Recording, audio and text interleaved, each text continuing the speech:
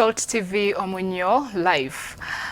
Omusumba w'ekkanisa House of Prayer Ministries International bw'abadde ku OKUSABA kw'amalya g'ekyemisano olunaku olwaleero bw'atyo akubiriza abakkiriza okwewalanga ebikadde bwe baba bakusobola okugenda mu maaso mu mbeera y'emu essanyu libuganya abakkiriza ku kkanisa eno. Hajjati bw'aleese ssente za satellite eziwerera ddala $30,000 okwongera okuwagira ekigambo kya Katonda.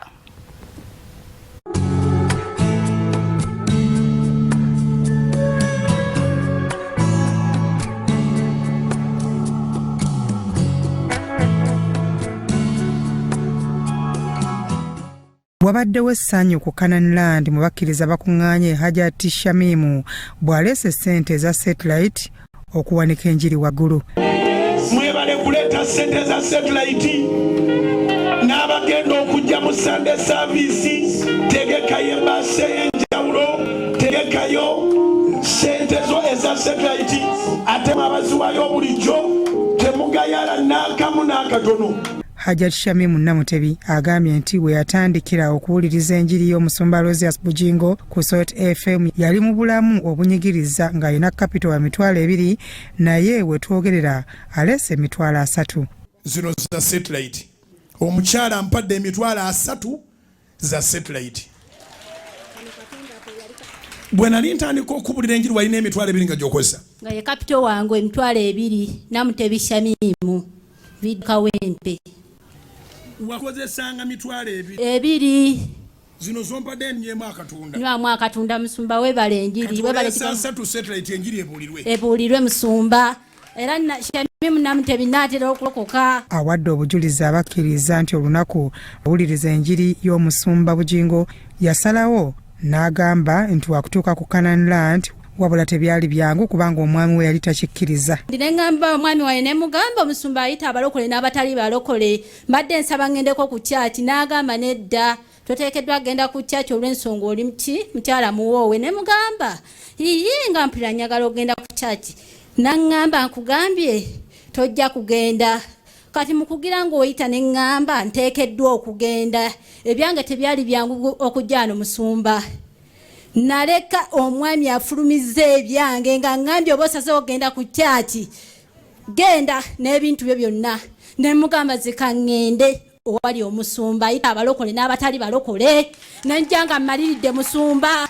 Ategeezezza nti embeera yali mbi nga n'essimu ey'omu ngalo tagirina wabula leero agamba nti amaze n'okugula faamu era nga tutegeezezza nti essaawa yonna agenda kwatula obulokozi. Netandika osubula ebintu kaleero essaawa ya leero musumba. Waaye teweewendulira babbi b'ekawempe ky'oba otegeera nti ng'ebiri gye yatandisa agindeetedde ensibulukukireko naye ate enjiri eva ku leediyo ne ku satellite aleeseeyo $3 kati nawe beera muntu mukulu akole bulungi Yesu. Musumba olw'enjiri maanyi meerere musumba weebale ndi miliyoniya essaawa eno nina edduuka nina omudaala. Omwami agamba kikati. Omwami owange yangamba nti naye anaatera okujjako ku kyaki yalina kyalindiridde ate nga nja kifuna. Somebody shout hallelujah. Omusumba Rosias Bujingo amusabidde omukisa n'amusiiga amafuta Katonda ayongere okumukolera ebinene. Gw'onootera okulokoka. Naatera okulokoka musumba ssaawa tugenda kuka ddayo weetuulire.